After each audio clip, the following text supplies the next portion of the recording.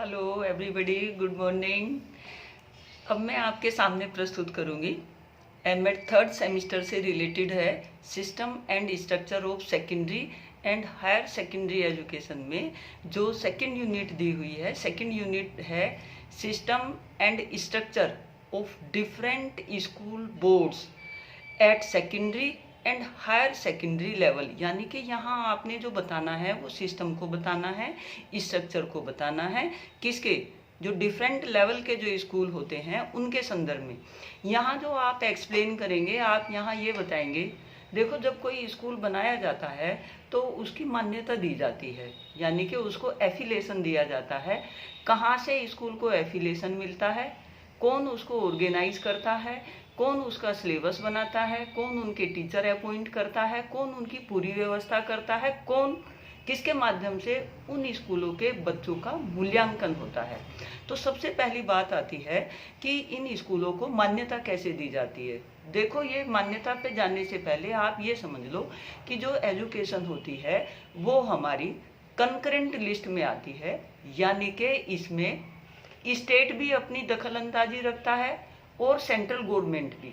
मान्यता का जो काम है, अगर आपने यूपी बोर्ड, राजस्थान बोर्ड, यानी कि जिस स्टेट के आप रहने वाले हैं उस स्टेट के ही बोर्ड को अगर आपने लागू करना है तो आपको उसी स्टेट की गवर्नमेंट से मान्यता लेनी होती है।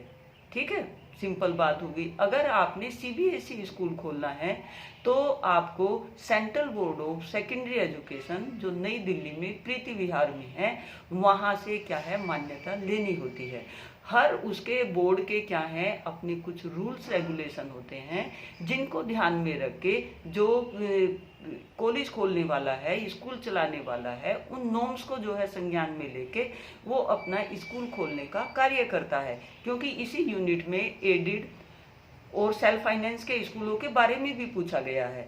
तो यहाँ जो आपके सिलेबस में है organisation structure of school in India में आप जो है एक्सप्लेन कर देंगे कि जो ऑर्गेनाइजेशन, कभी कहीं भी हम अगर ऑर्गेनाइजेशन को एक्सप्लेन करते हैं, ऑर्गेनाइजेशन दो शब्दों से मिलके बना है, स्ट्रक्चर प्लस फंक्शन। यानी कि सेकेंडरी स्कूल और हायर सेकेंडरी स्कूल, इनका स्ट्रक्चर और फंक्शन कैसे होगा, कैसे इनको जो है वेल स्ट्रक्चर दिया जाएगा और क्या क्या इनके फंक्शन निर्धारित होंगे, तो वो आप इसमें बोर्ड को एक्सप्लेन कर देंगे कि इनकी गवर्निंग बॉडी क्या है।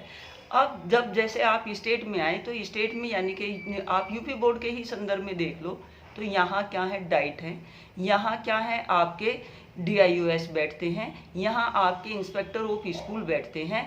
वो सब क्या है, अगर डाइट है तो वो प्राइमरी लेवल पे है, मान्यता प्राइमरी लेवल पर BSA के माध्यम से दी जाती है। अगर आपने क्या है सीनियर सेकेंडरी और सेकेंडरी स्कूल खोलना है तो उसमें क्या है, DIS की भागीदारी होगी और हर उस पे क्या है, कमिश्नरी लेवल पे यहाँ क्या है, इनका मुख्य अधिकारी बैठता है। उस मुख्य अधिकारी के सामने तक क्या है, पहले नीचे लेवल से फाइल हुई, उसके बाद जो है मुख्य अधिकारी जो कमिश्नरी लेवल पे बैठता है उनसे, और इसके बाद क्या है स्टेट लेवल लखनऊ में क्या है फाइल जाती है और वहाँ से क्या है इनकी मान्यता होती है। इसके बाद सेंट्रल बोर्ड, इसका भी जो है आप बता देंगे। पहले जो है NOC स्टेट गवर्नमेंट के माध्यम से होगा। जब हमने CBSE का स्कूल खोलना हो, पहले स्टेट बोर्ड के माध्यम से NOC होगा, यानी कि कमिश्नरी लेवल पे कमिश्नर के द्वारा NOC दिया जाएगा कि हमें कोई ऑब्जेक्शन नहीं है यहाँ अगर CBSE का स्कूल खुले। इसी NOC को आधार लेके जो स्कूल खोलने वाला है वो क्या है, सेंट्रल बोर्ड को अप्लाई करेगा। NOC होना क्या है, स्टेट बोर्ड के लिए स्टेट बोर्ड से अनिवार्य है, यानी कि स्टेट से NOC मिलने के बाद आप सेंट्रल बोर्ड पे जाएंगे, वहाँ क्या है पूरी प्रक्रिया होगी, पैनल वगैरह होंगे और मान्यता दी जाएगी। ये तो हुआ इन स्कूलों को खोलने का।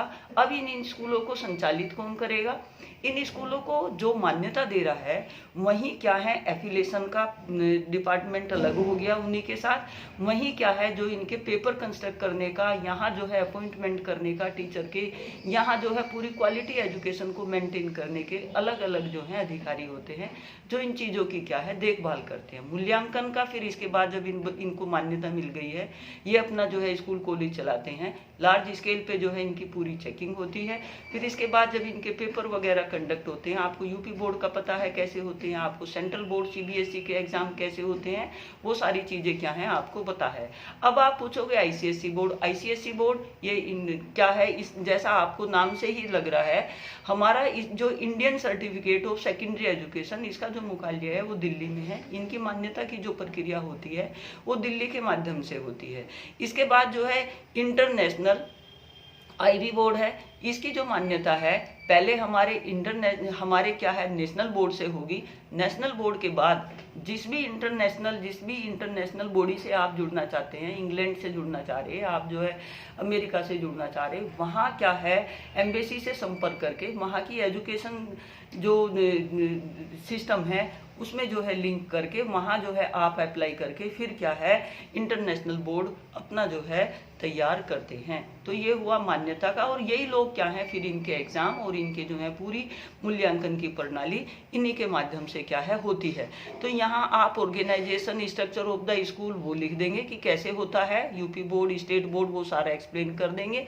सेंट्रल बोर्ड को आप बता देंगे, state board Indian certificate in ICSE board इनको बता देंगे। इसके बाद है types of school education, aided, unaided, private और इंटरनेशनल और नेशनल इंस्टीट्यूट, और एक लास्ट में आता है ओपन स्कूलिंग।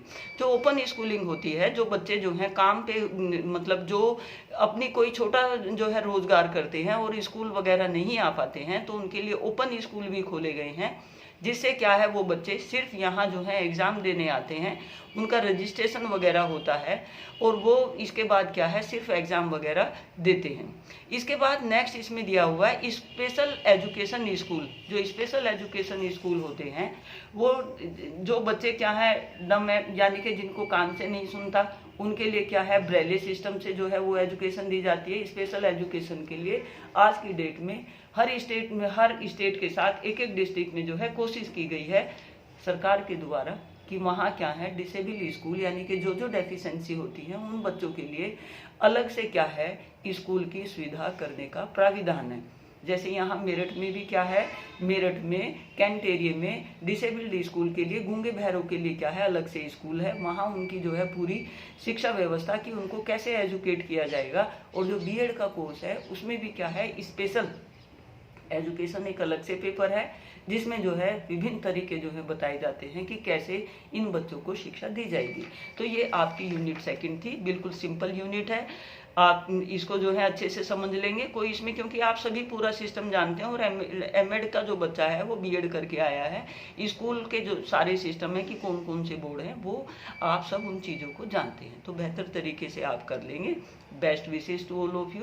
तो ये आपका जो पेपर था सेकंड, आपका system and structure of secondary and higher secondary education, इसकी जो है मैंने चारों यूनिट आपको एक्सप्लेन कर दी हैं।